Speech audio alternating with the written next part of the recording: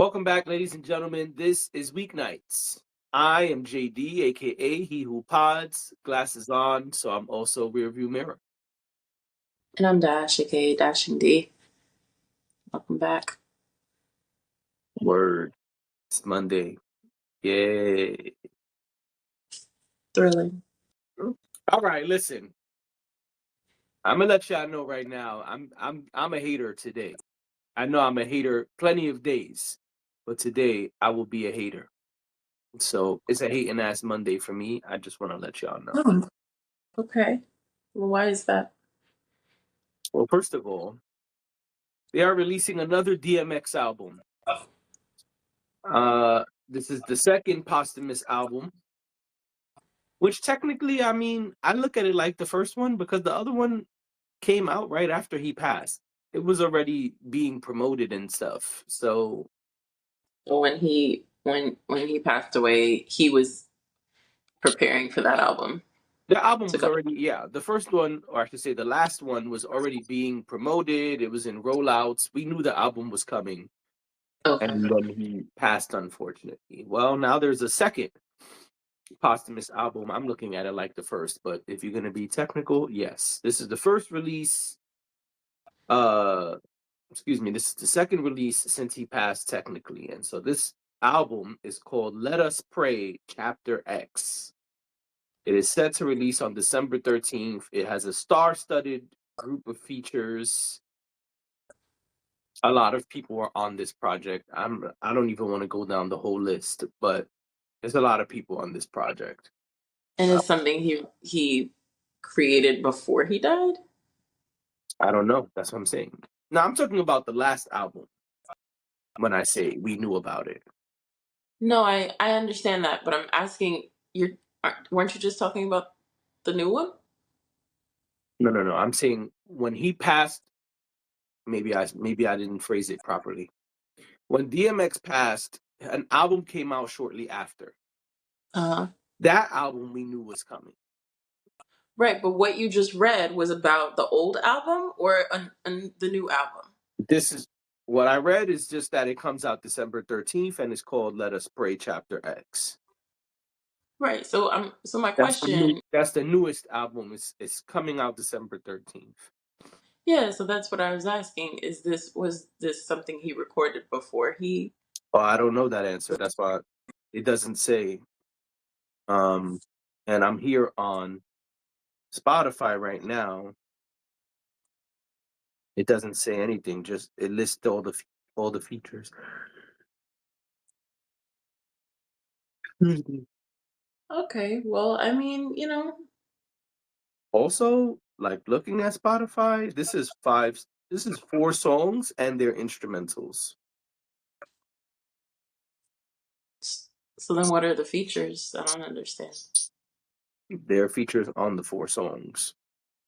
But they're instrumentals? There's 8 songs in total. Oh, okay. So it's the 4 songs and then the songs, the instrumentals for the songs. I don't know. I think this is weird. I'm not excited about this. I mean, I don't understand why this exists.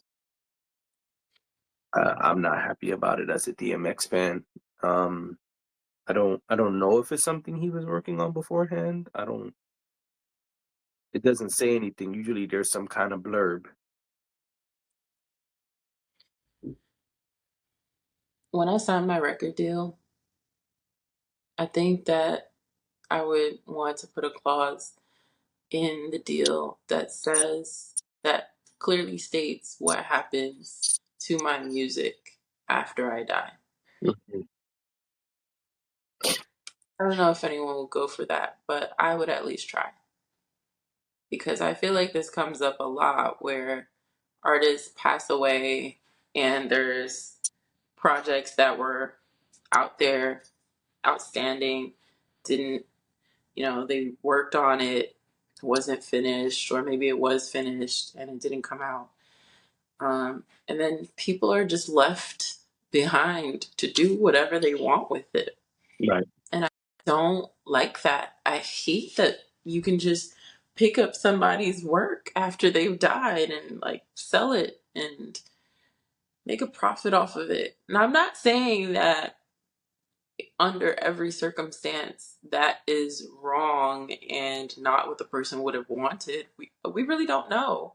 Right. But I do think that there should be something in place, or artists should put something in place, even if it's not part of their deals, but something along with your living will that says, this is what happens when I die.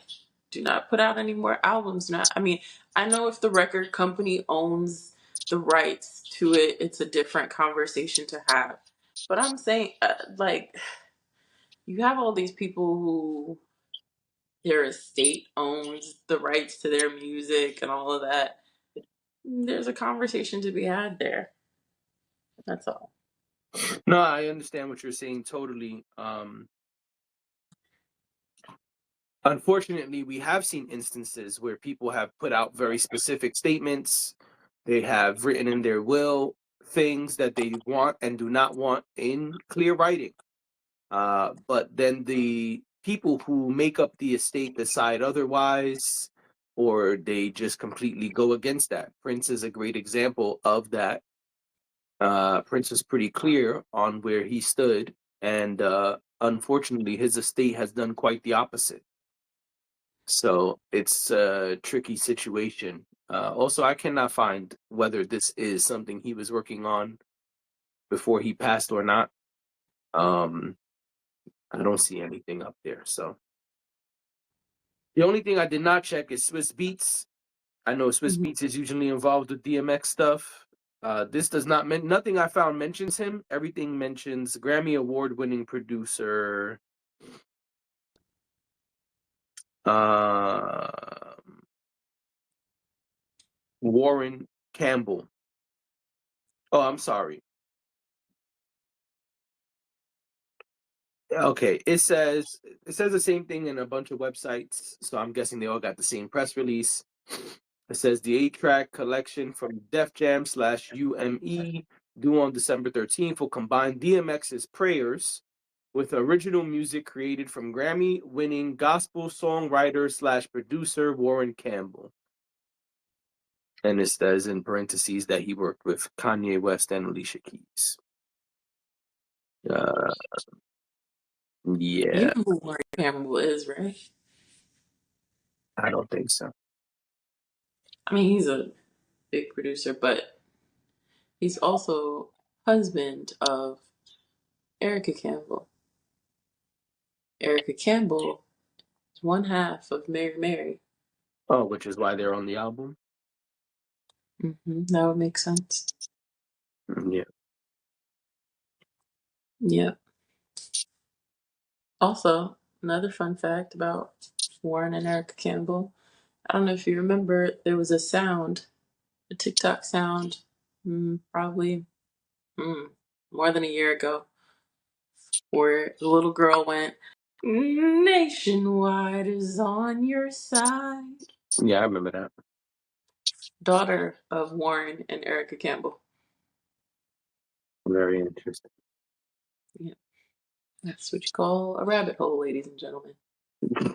Yep. Yeah, again, listen, I'm not happy about this album coming out. Um I just looked up Swiss Beats. I don't see anything from Swiss Beats. You know, he's usually involved in these things. Let me check his Instagram just to be thorough, but yeah, I'm not digging this.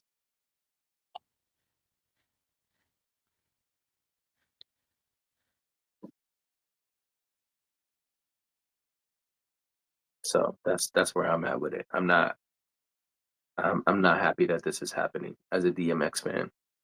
No, I I have a don't see anything on. I don't have a strong opinion about it either way. I just kind of feel like I just wonder, more to my earlier point, I just wonder what he would have wanted. Um, Yeah. and I think that's what needs to be prioritized. As far as anything else goes, it's fine. I'll listen to it when it comes out. Right. But outside of that, I feel like I just always feel weird. I'm like, is this what like? Did this person want their music to continue? Did they want people to? I don't know. It's weird. Very weird to me. I've got lots of notes for when I die of like things that should or should not happen because people think they know what's best and just not that simple. But anyway, I agree. Before we move on to our next topic, Friday, before we started recording, we got word that DJ Clark Kent passed away. yeah. And we didn't know enough on Friday when we got word, so we didn't put it in our Friday episode. But we would like to say rest in peace to DJ Clark Kent. Yes. By now, people know what happened, so I don't think we need to say anything else. But he is a key person in hip hop for so many reasons. Lots of records and artists that we like are here because of him. And so I just want to say rest in peace and my condolences to his family and friends. Rest in peace. Yeah. Oh, all those sentiments. Yeah. So I didn't want to say anything Friday. We didn't really know anything. And by now, word has kind of spread about how he passed and Yeah. what happened. So just wanted to come up here and say rest in peace. Yeah. Excuse me. So, you know, I don't know if I'm gonna hate on this one, but let's talk about Keke Palmer and SZA. Baby, this is Keke Palmer. Yep. I cannot lose. Nope, that's not the right melody. I'm trying to find the thing. Lose and miss the moment. Money, money, I can't lose. I just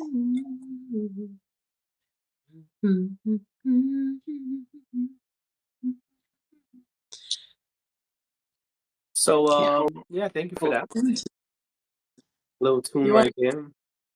You're welcome. Uh I'm available for gigs on the weekends. on the week Is weekend rates too holler higher for you, not for me. is on one today. All right, so a trailer came out for Keke Palmer and SZA's R-rated buddy comedy, One of Them Days. One of them days? In one Just of one them. of those days. You know, I was waiting for that, the whole trailer, and not once did it come on. It's got to be somewhere in there. Come on. But it's low hanging fruit, so I kind of appreciate that they didn't do it. It's got to be in there somewhere. Palmer and SZA play best friends and roommates. Their world turns upside down when they find out that Alyssa's boyfriend has blown their rent money. On t-shirts. With the clock ticking, the two must Niggas. hustle to come up with $1,500 by 6 p.m. All while You stole balancing. my rent money for some t-shirts. He Some said, fake Gucci t-shirts. he said, I invested in our future. Yo, you threw away our future. We have no place to live. Um, Yo. all while balancing an important interview and keeping their friendship intact. All right, so the trailer's out. That's the press release. We saw the trailer. What are your thoughts? Okay, so I didn't know that I wanted to see Keke Palmer and SZA together, but now that I have, I'm into it. I like this pairing. Not just because when I first saw the artwork for the um Poster. or the poster, whatever it's called, for the movie, I was like, oh, okay, that's interesting. Also, this is the movie that SZA mentioned in her interview with Kendrick Lamar, where she said she had just come from a movie shoot and she was with Cat Williams. I was like, oh, okay, this is what that was. But also, I didn't know what to think. But then I saw the trailer and I was like, this is gonna be funny. Like, it's probably not gonna be an Oscar award winning film, but okay, every film doesn't need to be so deep and so phenomenal and so beautiful and so artful and skillful, and some films just need to be fun. And this one looks like it's gonna be fun. The two of them getting into their hijinks and trying to figure out life together it actually looks really entertaining. And it looks like your typical buddy comedy. So I'll go see it. I mean, I'm not expecting, like I said, Oscar winning performances or anything like that. But it just looks like two black girls having fun. It reminded me of other things that I've seen before. Like, it reminded me of, like, a lot of things flashed through my mind. It reminded me of watching Moesha and the girls going on a road trip. I think, like, a spring break road trip. It reminded me of Baps with Halle Berry and oh gosh, I can't remember her name right now, but she passed away. Her co-star in that movie. Forgive me for not remembering her name right now, but it reminded me of those types of shows and movies, and it reminded me of most recently Rap Shit. It felt very much like that same vibe, which not so far away. Sarita, who I believe is producing, um, she's either producing or directing this movie, was involved with Insecure, and I believe was also involved with Rap Shit. So Well, all this is an kind Issa of. Rae production, so Hmm? this is an Issa Rae production, so Right, so makes sense. I didn't realize it was an Issa Rae production when I looked at it, but it looked like some of her people. So I'm excited about this. I just feel like this is gonna be funny. What did you think? I agree. It looks silly. It looks fun. Um, I was actually about to look up the credits here, but I guess I won't. It looks silly. It looks fun. It does not look like it's for me. It looks like a Issa Rae production. It looks like her brand of comedy, and I don't think that's for me. I don't think Have that's a you bad. ever watched an Issa Rae production? Not that I know, So how do you know it's not for you? because they look the same, and they look like they're not something I will be interested in. This looks like Insecure trailers. This looks like rap shit. Um, and that's fine. And everybody has their style. I too have a style, so I'm not mad at things being in your style. That's cool. And she has a humongous fan base, which I'm sure will eat this up. Hmm. But I don't think it's for me. I don't think it looks bad, honestly. I think the trailer looks exactly how you described it. It looks fun. It looks silly. It just not something that I think I would rush to theaters to see. Would I buy a ticket and go in support of Black creators like Issa Rae, SZA, and Keke Palmer? Absolutely. But I'm not excited about it. No. I don't really think this is for me.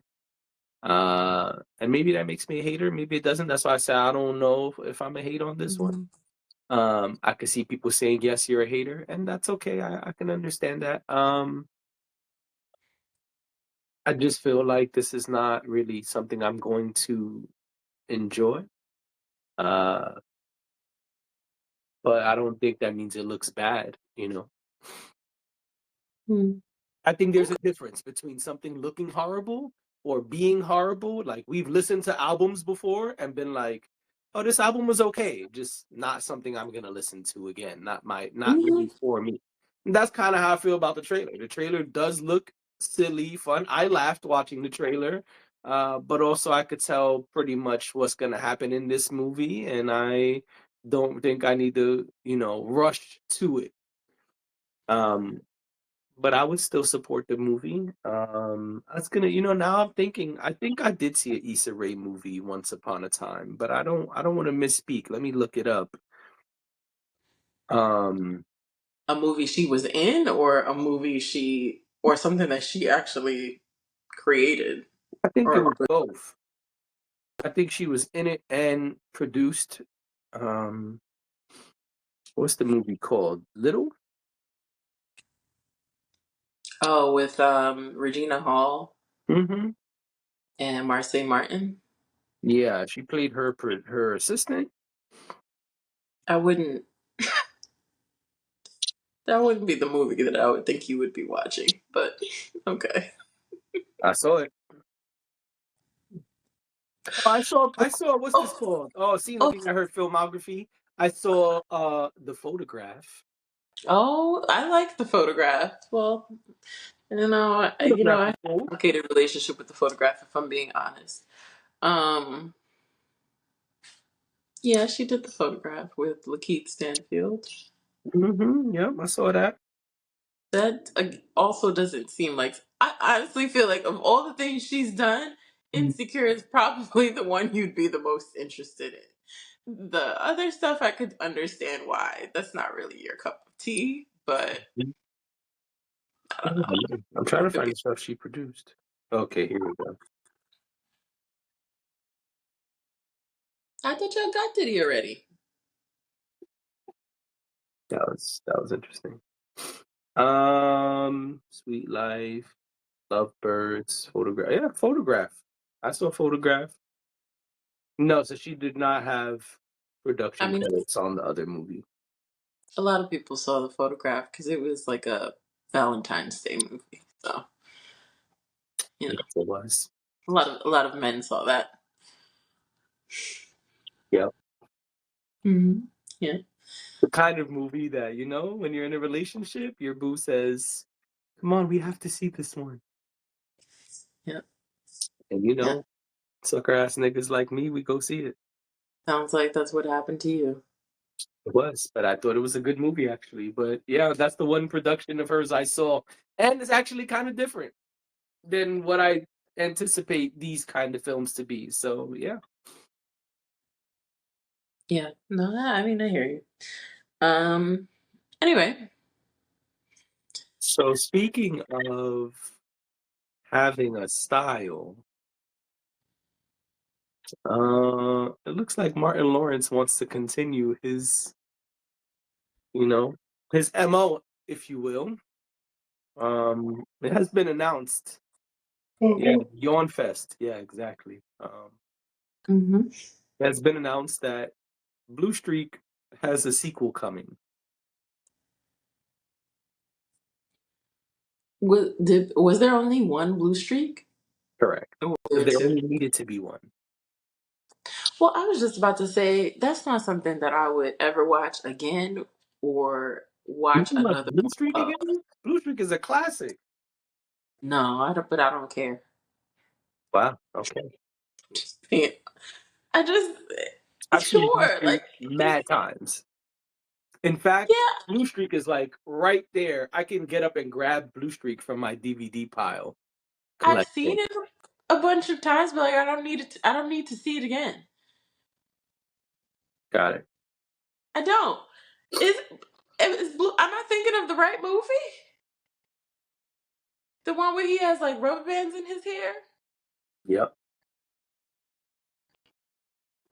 Yeah, I mean, He is a thief who is betrayed by his squad in the first film, and then he comes out of jail and he goes to look for the diamond that he hid in a building that was under construction slash being built. And then when he comes out of jail, he goes and becomes an undercover cop. He oh, goes and becomes a fake cop to find his diamond that's hidden in now a police precinct. And all this stuff happens as he is playing a police officer. He's not a real police officer. maybe I gotta watch it again. I think you do. Yeah. Because maybe I'm mixing it up with something else. No, that when I've you said seen. all the rubber bands in his hair, that was part of the movie when he's delivering a pizza. Yeah, I remember that scene, but maybe I gotta watch it again. I would be willing to give it a chance. Um, huh? It's a classic. No, I believe you, and I know I've seen it, but Including the end of the movie when he says he crosses the Mexican border and says he's Mexican. And he says, Tengo un gato en los pantalones. And his co-star says, you just said you have a cat in your pants. He said, yeah, it's Mexican. It's machismo. You wouldn't know nothing about that. And he gets away with a huge diamond, like this big. so there's a sequel to that coming. Okay. There doesn't need to be. I'm hating on Well, this. I'm hating on this. I gotta be honest. There's no need for there to be a Blue Streak sequel. Let the classics be classics, and that's it. yeah, I agree with that. I mean, we say that all the time that some things just need to be left where they are. I don't understand. Like, really don't understand why we can't just create new stuff. And that's I exactly why, going back to our last topic for just a second, that's why I say, like, I'm willing to buy a ticket and go see the Keke Palmer SZA movie. Because we have an original film from Black creators that I want to support. We don't need to just keep copying and pasting and just like, yo, I mean, we say yeah. this all the time, but it's just like frustrating because it's like there are so many fly creators out there that you Hmm. can go and support and give a budget to. Like, it frustrates me because also what happens is when you do these classics over or continue them, you also diminish what was done. And so now something like Blue Streak that's a classic, now it's gonna be like, yeah, but why they made that second one? Oh man, maybe they're gonna make a third one. Oh, fuck that whole franchise. And now you messed up the classic. Yeah. Yeah. I don't like that. I agree though. You gotta. I don't know. I honestly think that there's a balance. The more I think about it, I think that some sequels are good. Reaching back 10, 15, 20 years sometimes is really difficult. Um, so sequels are not bad. It's just it has to be really, really good, and it doesn't need to happen for every film. No. There are certain films that were specifically designed for the next one to come. Right. And sure, some of those where there's some unfinished business, I could totally see creating a sequel for it. But every film is not that way, and every film, and even some of the films that left cliffhangers didn't really need to revisit. You don't need to revisit the cliffhanger. You can use your imagination. It's not necessary.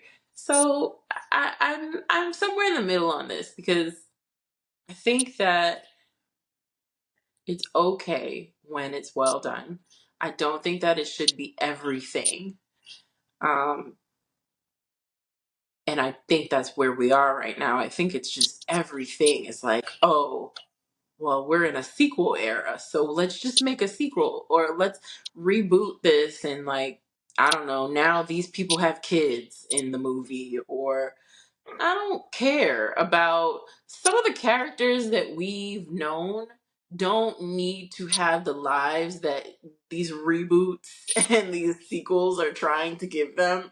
The reason we like them and the reason we thought they were interesting is because they did not have, maybe a traditional way of living their lives, or maybe they did, and we don't want to see what happened after their life turned upside down. Sometimes we just want to enjoy the story that we had, That's it. and that's okay.